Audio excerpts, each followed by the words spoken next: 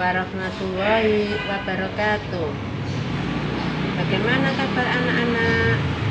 Ibu doakan kalian semua dalam keadaan sehat walafiat. Anak-anak, kita jumpa lagi dalam pembelajaran pagi ini, ya. Pada pembelajaran pagi ini kita mulai dengan bacaan doa Bismillahirrahmanirrahim. Setelah itu, mari kita ikuti pembelajaran pagi ini dengan memperhatikan PowerPoint yang Ibu berikan. Silahkan.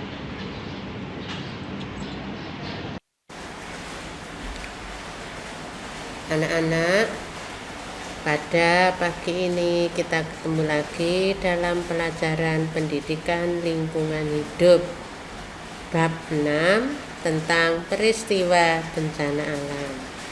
Adapun yang kita pelajari pada pagi ini adalah KD 6.1, menjelaskan cara menyelamatkan diri dari bencana alam. Adapun tujuan pembelajaran, siswa dapat mengidentifikasi jenis-jenis bencana alam. Kita mulai dengan pengertian bencana alam. Apa sih bencana alam itu? Bencana alam adalah peristiwa yang terjadi secara alami yang mengakibatkan kerugian dan penderitaan terhadap alam atau makhluk hidup lainnya, seperti kita ini, manusia, hewan, tumbuhan, ini mengalami penderitaan akibat terjadinya bencana alam. Kemudian bencana alam yang terjadi itu karena faktor manusia dan faktor alam. Loh, kok bisa Bu manusia bisa menyebabkan bencana alam? Ya, perilaku manusia bisa menyebabkan bencana alam, yaitu A. Penebangan hutan secara liar, B. Pembuangan sampah secara sembarangan, C. Pembuangan limbah pabrik tanpa pengolahan terlebih dahulu, D. Penggunaan kendaraan bermesin yang mengakibatkan polusi, E. Penggunaan kendaraan pribadi lebih banyak dari kendaraan umum, ya. Jadi kendaraan pribadi banyak, tidak mau naik kendaraan umum. Nah, inilah asapnya yang bisa mengakibatkan bencana, ya. Lanjut. Nah, ini contoh penebangan hutan secara liar. Ini adalah perilaku manusia yang harus dihindari, karena dengan menebang hutan secara liar ini bisa mengakibatkan bencana, ya, bisa terjadi erosi tanah longsor, ya, bisa terjadi banjir di daerah paling bawah, daerah hilir. Kemudian persediaan air mulai berkurang. Lama-lama bisa terjadi kebakaran hutan karena hutannya gersang, kurang tanaman. Nah, kita lanjut lagi. Contohnya ini, nah, pembuangan sampah sembarangan. Anak-anak pernah melihat orang membuang sampah sembarangan. Biasanya ini ada di dekat pasar.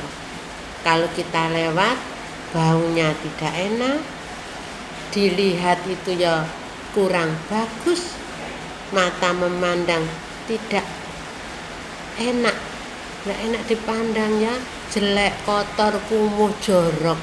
Inilah pembuangan sampah sembarangan.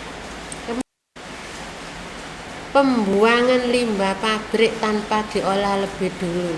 Pabrik-pabrik besar yang limbahnya bisa merusak lingkungan, bisa mendatangkan bencana.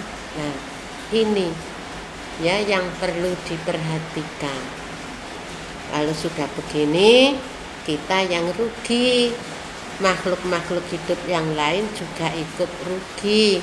Makanya perusahaan-perusahaan besar, pabrik-pabrik besar jika membuang limbah harus diolah lebih dulu sehingga limbahnya ramah lingkungan, tidak merusak lingkungan. Ini tugasnya pemerintah ini. Ya, di pemerintah harus memberikan satu undang-undang, peraturan supaya pabrik-pabrik membuang limbah harus diolah agar limbahnya tidak merusak lingkungan. Ya, katanya, asap kendaraan bermotor mengganggu pernapasan.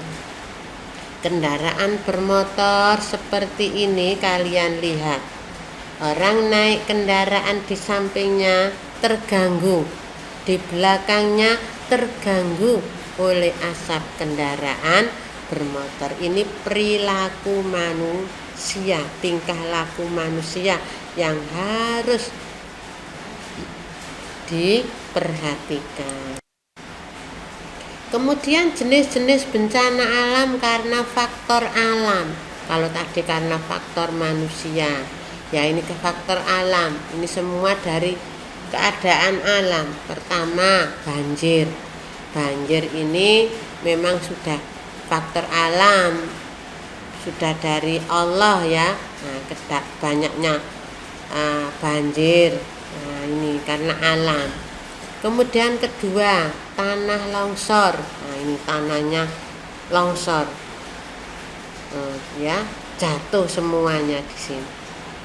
Kemudian ketiga, gunung meletus. Alam yang lain, gempa bumi. Nah, gempa bumi kita tidak tahu kapan terjadinya gempa bumi. Nah, ini kita tidak tahu. Nah, ini karena alam. Kemudian tsunami, air laut ya naik setinggi melebihi rumah sampai berapa meter. Barang-barang yang ada di sekitar, apapun yang ada di sekitar akan tersapu oleh air tsunami. Nah, ini merupakan bencana alam. Kemudian angin topan, ya, anginnya ini seperti kalau orang Jawa menyatakan angin lesus. Nah, anginnya berputar-putar.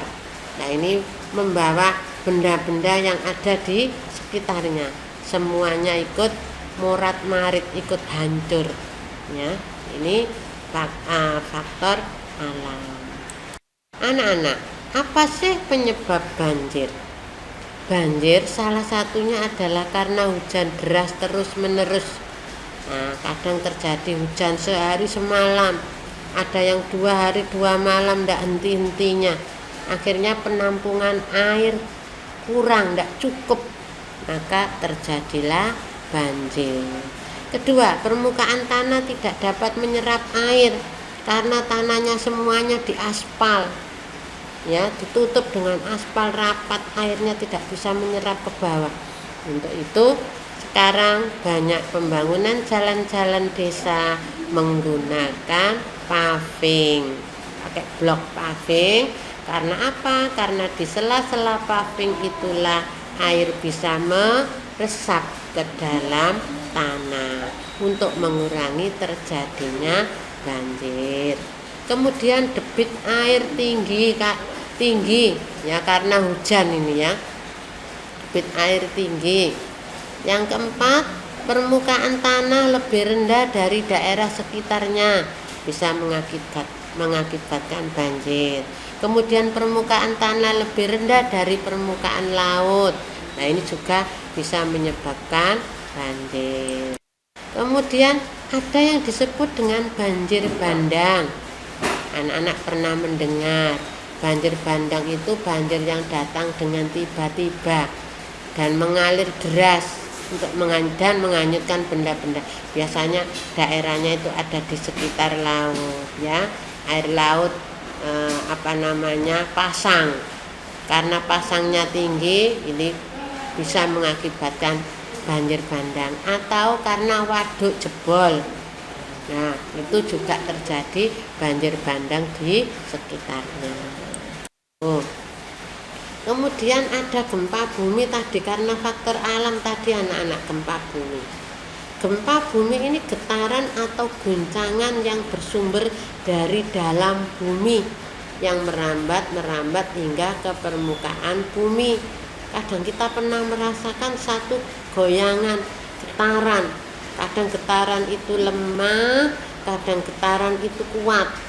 Kalau getarannya kuat bisa meruntuhkan bangunan-bangunan yang ada di sekitarnya. Bahkan bangunan tembok yang tingkatnya berapa bisa runtuh, hancur karena adanya gempa bumi. Nah, gempa bumi ini dikelompokkan ada 3.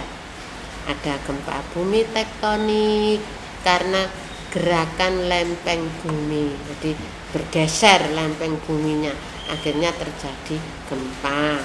Kemudian ada gempa bumi vulkanik karena goncangan gunung Merapi yang mau meletus. Makanya kalau gunung Merapi mau meletus itu daerah sekitarnya itu pasti terjadi gempa dulu. Gempa kecil, gempa besar, akhirnya diungsikan penduduk sekitarnya ke tempat yang lebih aman. Nah, ini tanda-tanda adanya gunung meletus. Nah, ini dimulai dengan adanya gempa bumi yang namanya gempa bumi vulkanik. Yang ketiga, gempa bumi karena runtuhan. Nah, ini karena gempa lokal. Misalnya ada gua yang runtuh karena di bawahnya gua ini sudah tidak kuat menahan, akhirnya ambrol. Nah, ini namanya gempa bumi runtuhan. Biasanya runtuhan ini korbannya tidak begitu banyak karena gua kan jarang ditempati manusia. Yang banyak terjadi yang besar. Nah, ini korban besar ini biasanya gempa bumi vulkanik karena adanya Gunung Merapi, kan luas Gunung Merapi ya. Kesimpulannya anak-anak, bahwa bencana alam yang terjadi selama ini disebabkan oleh faktor manusia dan alam. Nah, untuk menghindarinya itu manusia harus menjaga alam, menyayangi alam, melestarikan alam untuk mengurangi terjadinya bencana ya. Misalnya kok terjadi hujan terus, supaya tidak terjadi banjir ya kita harus merawat alam dengan menanam tanaman, tidak menebangi hutan terus menerus. Begitu ada lahan kosong kita tanami, supaya apa? Akar tanaman, akar pohon bisa meresap air di situ. Itu anak-anak ya. Itu aja, demikian pembelajaran pagi ini yang bisa Ibu sampaikan. Terima kasih, dan selanjutnya anak melaksanakan tugas hari ini. Pertama, sebutkan 2 faktor terjadinya bencana. Yang kedua, sebutkan 4 perilaku manusia yang dapat mengakibatkan bencana. Dan yang ketiga, sebutkan 6 jenis bencana alam. Insya Allah anak-anak bisa. Setelah itu, kalian kirimkan tugas kalian ke guru pengajar masing-masing. Terima kasih anak-anak ya.